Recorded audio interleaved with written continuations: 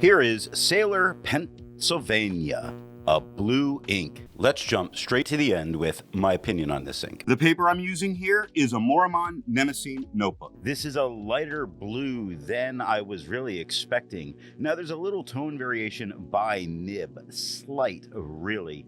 Now it does shade well most of the time, and on non-fountain pen friendly paper, Sailor really shows why their inks are worth it, as they perform generally as well as on the good stuff.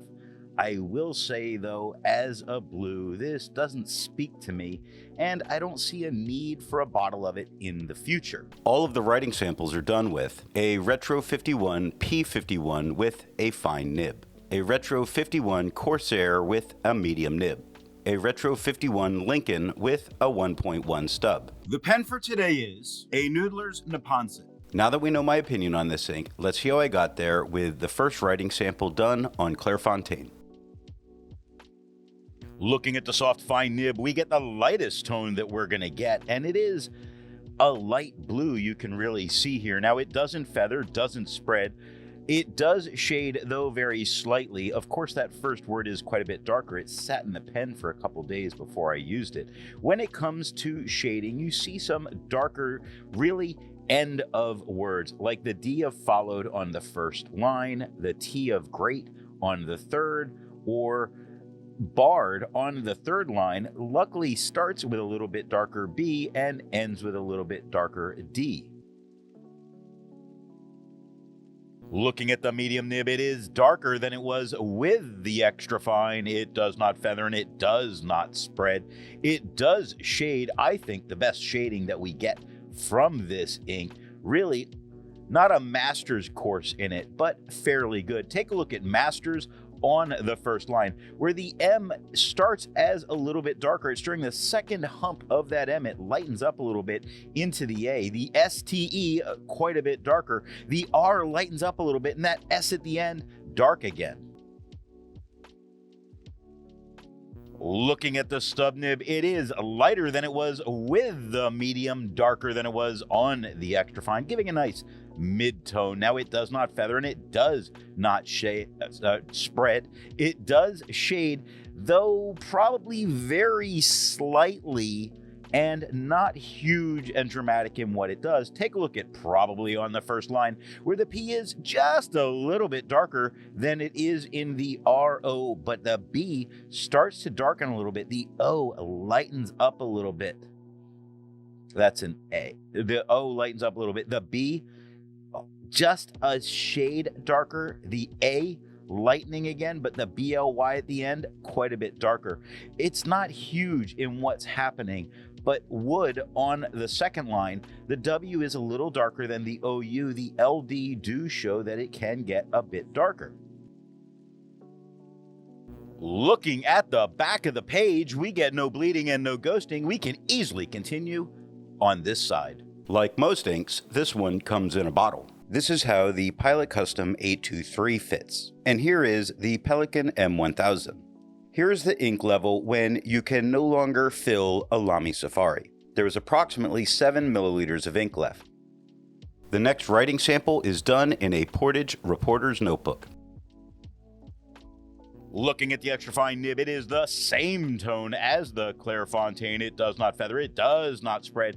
It barely shades. I mean, you can see a few spots like the E of come on the second line, the top of the F of swiftly also on the second line. Now at on the third line starts a little lighter, does get a little darker at the T, so there is some, just not huge amounts.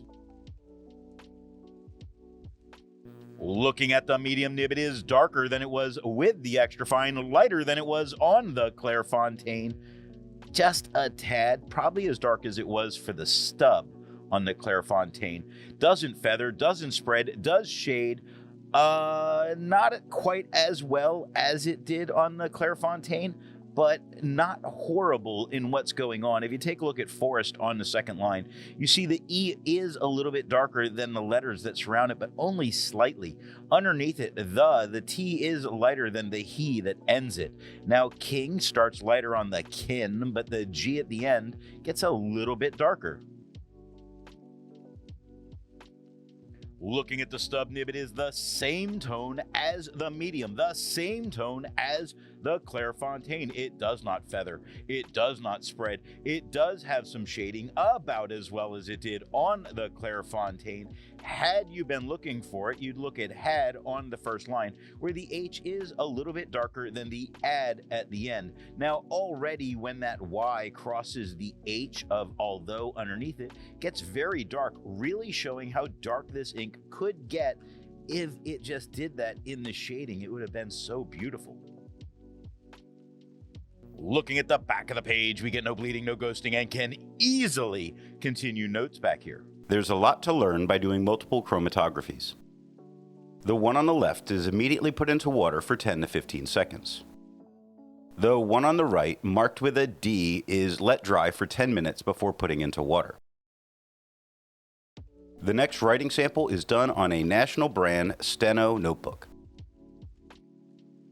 Looking at the extra fine nib, the most noticeable thing is it looks like a very blue-leaning turquoise, showing that this ink is a bit translucent.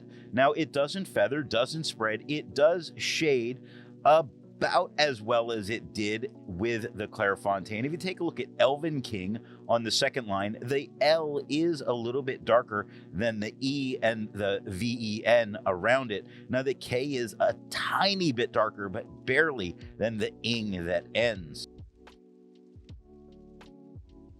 Looking at the medium nib, it is just a little bit darker than it was with the extra fine. Little lighter than it was on the Clairfontaine in darkness. In tone, it's still very much a green-leaning turquoise now, not so much a blue. Again, must be a translucent ink, though it doesn't feather, doesn't spread. It does happen to shade some when you look at happen on the second line. The hap, H-A-P-P, is darker than the E-N-E-D at the end. Looking at the stub nib, it is the same tone as the medium, just as dark, no, a little lighter than it was on the Clairfontaine. It doesn't feather, doesn't spread. Yes, it does have a few moments of shading, like the on the left side, first line, where the T is lighter than the he that ends it. Looking at the back of the page, we get no bleeding, no ghosting, outstanding. Resistance tests are done to see how this ink can be expected to perform on the page, and more importantly, how hard it may be to clean from your pen. The smear is allowed to dry for 3 days before testing it. The highlighter is on the top left, pen flush is on the top right, 1/3 bleach solution is on the bottom left, and water is on the bottom right. The next writing sample is done in a Rhodia notebook. Looking at the extra fine nib, it is the same tone as the Clairfontaine. It does not feather, it does not spread, it does not shade as well as it did on the Clairfontaine, which wasn't a huge standout feature, but it is present here some. When you look at here on the first line, you can see that the E that ends it is a little bit darker than the rest of the word. Now, messengers was the first word written, and for some reason that tends to be just a little bit darker. It has a few seconds to get gathered, I think. Take a look at sky on the second line, where the S and Y are lighter than the K that they surround. Looking at the medium nib, it is just a little bit darker than it was with the extra fine, little bit lighter than it was on the Clairfontaine. It does not feather, it does not spread, it does shade, not as well as it did on the Clairfontaine. Here's the thing about it, we've got quad rule going on, and with this quad rule, it stands out in tone from it. However, when it's crossed by some of these lines, it breaks up a little bit, like on Mirkwood or on Smog or Startled. It breaks up the ink just a little bit, and that to me tends to be a little distracting. Looking at the stub nib, it is the same tone as the medium, the same tone as the Clairfontaine. It does not feather, does not spread. It does shade, I think, better than it did on the Clairfontaine though, right? Like right on the second line, where the R is lighter than the I. It lightens up a little bit into that G. The HT at the end does become a little bit darker. Still, we're having that problem where the ink does get broken up by the quad ruling sum, making this perhaps not the best combination if you're a student note taker. Looking at the back of the page, we get no bleeding and no ghosting, not that we were expecting it. With over 1,000 inks reviewed, let's take a look at some color comparables. Here is Rohrer & Klinger Iron Gall Salix. Here is Sailor Bungabox Fujiyama Blue. Here is Twisby Blue.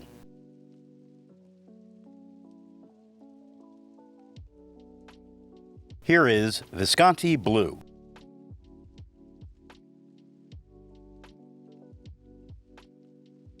The next writing sample is done in a composition lab notebook. Looking at the extra fine nib, it is lighter than it was on the Clairfontaine, and to be honest, it's a little green leaning turquoise-ish as a color. Now it doesn't feather, doesn't spread, has some very light shading. This lighter tone still just on this side of standing out against the quad rule. I don't think that this would be the best option here though, because it's just on this side, a little too close for comfort.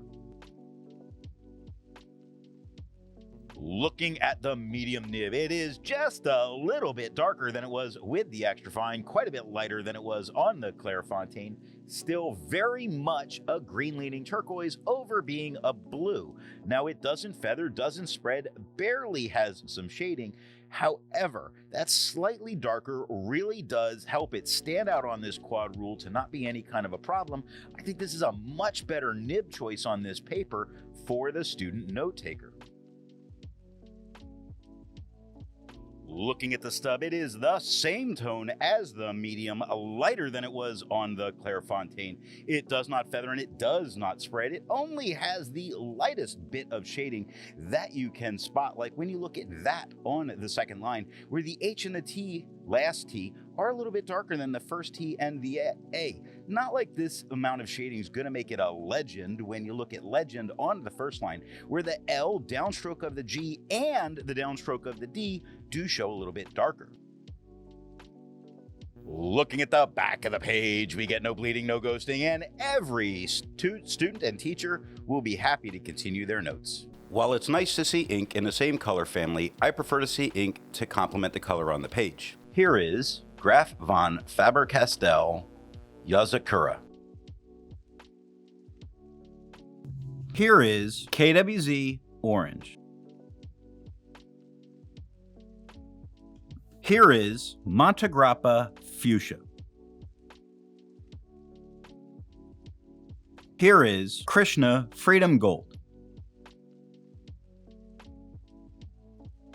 The last writing sample is done on 20-pound copy paper. Looking at the extra fine nib, it is just a little bit darker than it was on the Clairfontaine. It does feather and it does spread. It is a little distracting and disheartening on what I'm seeing here. I'm not particularly happy with it. I don't think it's horrible, and I don't think most people would not use it for what they're seeing. I would not. I would be very unhappy with the feather and the spread that I am seeing. But the color is good.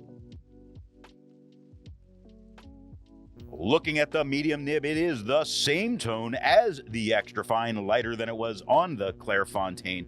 It does feather and it does spread. Both would be expected. I think this looks better than it did with the extra fine on this paper. Much more manageable situation. So if you're going to use it on this paper, go with that medium nib.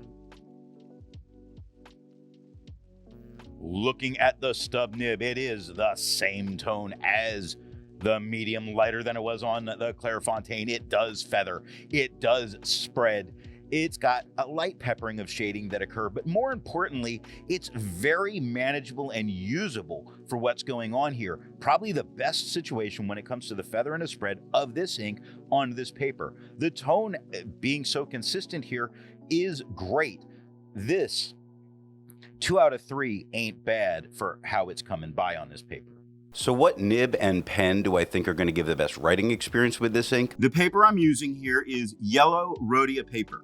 The extra fine is the lightest tone, but still easily dark enough to read with no issue, and it does shade, but as a light peppering. Now the medium is the darkest tone, but not by much, but it does shade the best. And the stub gives a lighter tone than the medium, but just a little bit darker than it was with the extra fine, with slight gentle shading, very slight, very gentle, with no variation really in the tone. It's so slight. I might say that this is a dealer's choice, but there is a noticeable shading difference from pens.